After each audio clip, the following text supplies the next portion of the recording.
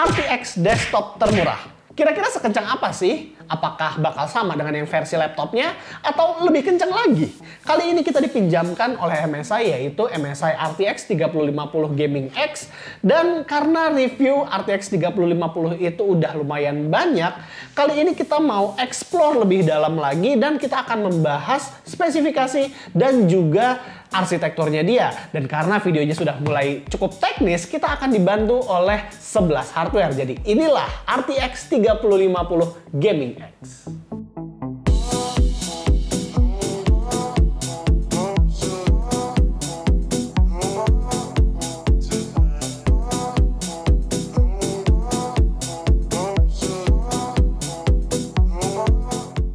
GeForce RTX 3050 menggunakan codename GA106 yang juga sama dengan kakaknya, yaitu RTX 3060. Artinya, RTX 3050 merupakan sebuah RTX 3060 yang dipangkas. Secara spesifikasi, RTX 3050 itu punya 2560 CUDA cores, 80 tensor core, 20 RT core, dan 8 GB VRAM. Walaupun sudah punya jumlah CUDA cores yang lebih banyak dari RTX 2060, tapi performa RTX 3050 ini masih di bawah 2060. Mengapa? Di sini kita akan bahas secara singkat. Jadi, membaca spek CUDA core di RTX 30 series itu beda caranya kalau kita bandingkan dengan RTX 20 series. Dulu di Turing pada 1SM hanya terdapat 64 CUDA cores atau FP32 cores.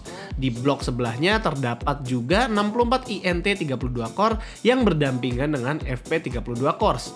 Nah, di Ampere, 64 INT32 core tersebut bisa juga berfungsi sebagai FP32 core atau CUDA cores. Jadi dalam satu SM, jumlah CUDA cores-nya itu bisa dihitung 2 kali lipat. Di Turing, 1 SM itu dihitung 128 CUDA cores, sedangkan di Ampere, 1 SM itu dihitungnya sebagai 256 CUDA cores. Nah, masalahnya walaupun jumlah CUDA cores-nya itu naik 2 kali lipat, tapi nggak semerta-merta semua CUDA cores-nya itu terpakai ketika bermain game. Nvidia bilang kalau dalam menjalankan sebuah game, GPU Ampere tetap membutuhkan instruksi INT32 cores.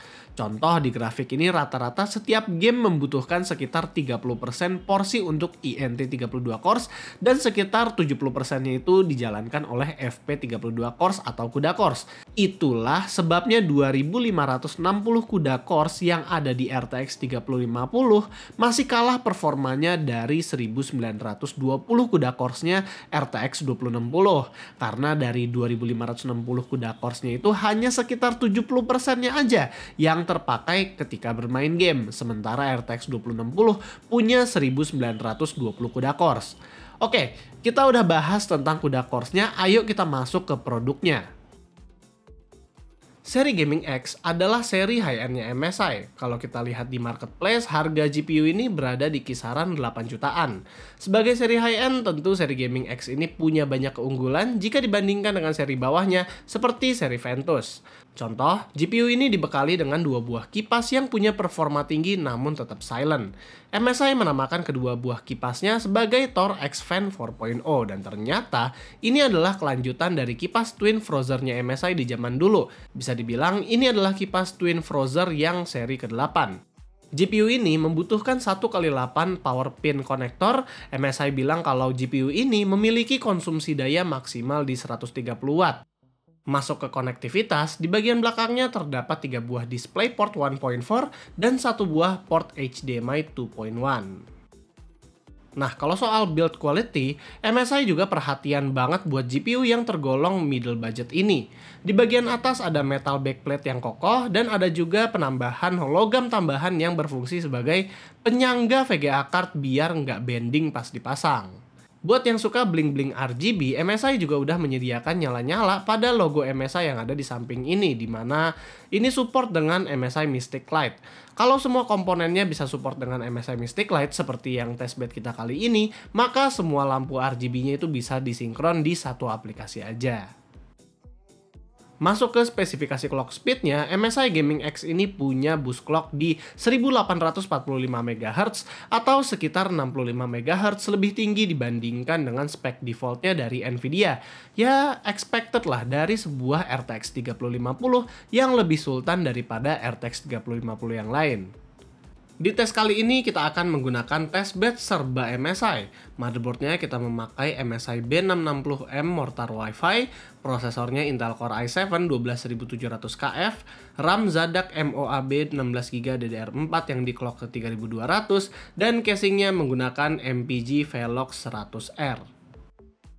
Pertama-tama kita lihat dari synthetic benchmarknya. Di sini terlihat dari skor Firestrike kalau performa RTX 3050 masih di bawah RTX 2060 dan RX 6600.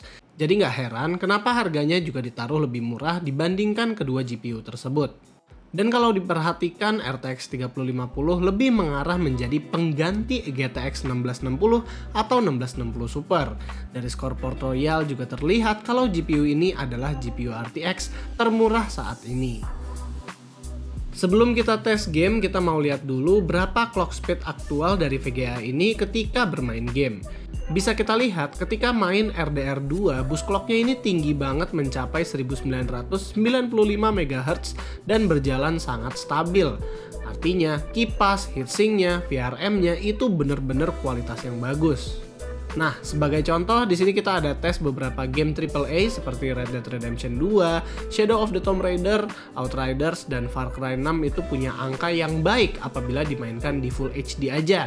Tapi kalau udah mulai main ke resolusi 2K, frame rate-nya mulai jatuh ke bawah 60-an kecuali dengan fitur DLSS. Ini menandakan kalau RTX 3050 memang cocok untuk gaming di resolusi Full HD aja. Saat kita tes suhunya dengan menjalankan stress test 3D Mark Firestrike di suhu ruangan ber-AC 27 derajat, hasilnya suhu maksimum VGA ini cuma di 64 derajat Celcius aja, dimana putaran kipas maksimumnya hanya sekitar 49% atau nggak nyampe 1500 RPM. Suhunya ini adem banget dan suara kipasnya itu bener-bener silent seperti yang MSI bilang di website resminya. Jadi kesimpulannya, MSI bisa membuktikan janjinya bahwa GPU ini bisa jalan sesuai dengan moto yang ada di website resminya, yaitu play hard and stay silent. Selain itu, GPU ini juga nggak cuman play hard and stay silent, tapi juga adem. Adem dan silent itu biasanya nggak ada di dalam satu kalimat. Tapi kalau kita ngomongin konteks GPU ini, itu bisa dalam satu kalimat. Ya, GPU ini juga dihargain di atas dengan harga di atas RTX 3050 lain, nggak hanya dengan clock speed yang lebih tinggi dan juga suhu yang adem, tapi build quality-nya juga. Backplate-nya ini solid, terus juga riser stand-nya ini, stand yang bikin dia solid ini juga bagus gitu. Kita pas nyolok ke motherboard itu kelihatan lurus banget. Itu yang membuat kenapa GPU ini bisa dibilang harganya di atas rata-rata RTX 3050 gitu. Ya karena GPU ini bagus gitu. Saran gua untuk MSI secara personal paling hanyalah ini stand-nya saking bagusnya tolong diimplementasikan juga ke GPU-GPU mereka yang lain, terutama yang besar, yang memiliki triple fan, yang gede, yang bulky, itu agar tidak miring saat kita masukkan, jadi tetap solid, tetap lurus, tetap enak dilihatnya gitu. Jadi, sekianlah pendapat gua tentang MSI RTX 3050 Gaming X. Kalau kalian suka dengan videonya, jangan lupa untuk kasih kita like, share, dan subscribe. Dan yang terakhir, always stay safe and stay healthy.